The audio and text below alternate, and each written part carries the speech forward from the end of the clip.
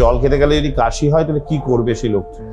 বাড়িতে কিভাবে টেস্ট করবেন যে কোনো মানুষের সোয়ালোয়িং ইম্পেয়ার্ড আছে কিনা? একটা ছোট ট্রিক, যেই ট্রিক দিয়ে আমরা কোনো মানুষের চোকিং, হট করে যদি গলায় বারবার দেখছেন যে জল খেতে গেলে কাশি হচ্ছে বা গলায় আটকে যাচ্ছে, সেই ধরনের কেসে আমরা যেটা করতে পারি সেটা হলো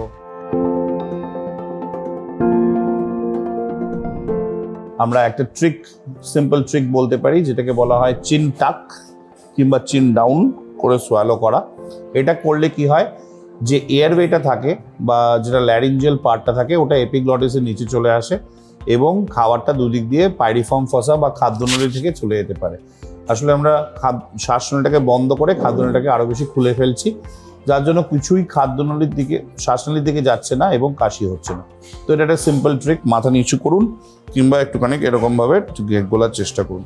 বাড়িতে কিভাবে টেস্ট করবেন যে কোনো মানুষের সোয়ালোয়িং ইম্পেয়ার্ড আছে কিনা? এটার জন্য সাধারণ উপায় হলো, সাধারণত পেশেন্ট মুখে খাবার নিয়ে যদি খাবারটা গেলার সময় কাশে, কোনো সময় দেখছেন যে কম জল দিলে অসুবিধা হচ্ছে না, একটু বেশি জল গেলেই কাশি হচ্ছে, অনেক সময় অনেকে ইগনোর করে এই জিনিসটা যে আমার কোনো অসুবিধা আছে, কিন্তু আমরা সচরাচর দেখি যে প্রত্যেকবারই খাবার সময় একবার করে কাশি হচ্ছে, খেতে গিলতে গেলে চোখ থেকে জল বেরিয়ে আসছে, শ্বাস নিতে অসুবিধা হচ্ছে, রেসপিরেটরি ডিস্ট্রেস হচ্ছে, বারবার রিকারেন্ট চেস্টে ইনফেকশন হচ্ছে।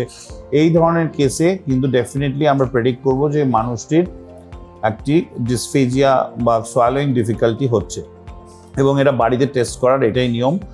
আরেকটা বিষয় যেটা হলো গিয়ে সাইলেন্ট অ্যাসপিরেশন, যেটা কোনোভাবেই বোঝা যায় না, তার জন্য কিছু কিছু ইনস্ট্রুমেন্টাল অ্যাসেসমেন্ট আছে যেগুলো আমরা করলে বুঝতে পারি যে তার ভেতরে কোনো রকমের সাইলেন্ট ফিচার আছে কিনা, কোনো সেন্সরি লস আছে কিনা, যার জন্য খাবার খাচ্ছে কিন্তু খাবারটা খাদ্যনালীতে না গিয়ে শ্বাসনালীতে চলে যাচ্ছে, কিন্তু মানুষটি কাশছে না বা কিছুই বোঝা যাচ্ছে না, আমরা বাইরে থেকে দেখে বুঝতে পারছি না। একটা বিষয় অনেক সময় প্রশ্ন আসে যে জল যদি না খেতে, মানে জল খেতে গেলে যদি কাশি হয় তাহলে কি করবে সেই লোক?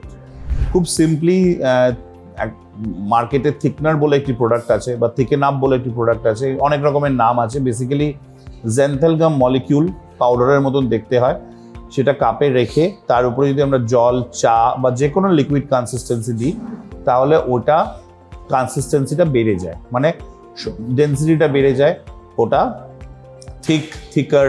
থিকেস্ট কনসিস্টেন্সিতে আমরা চেঞ্জ করতে পারি এবং সেই কনসিস্টেন্সি অনুযায়ী রাখতে পারি অনেকক্ষণ, এবং তার কোনো রকমের নিউট্রিশনাল বেনিফিটও নেই এবং কোনো মেডিকেল সাইড এফেক্টও নেই। আরেকটা জিনিস খুব ভালো থিকনারের, সেটা হলো গিয়ে এটা ডায়েটটাকে কোহেসিভ করে রাখে, তার মানে একসঙ্গে করে রাখে।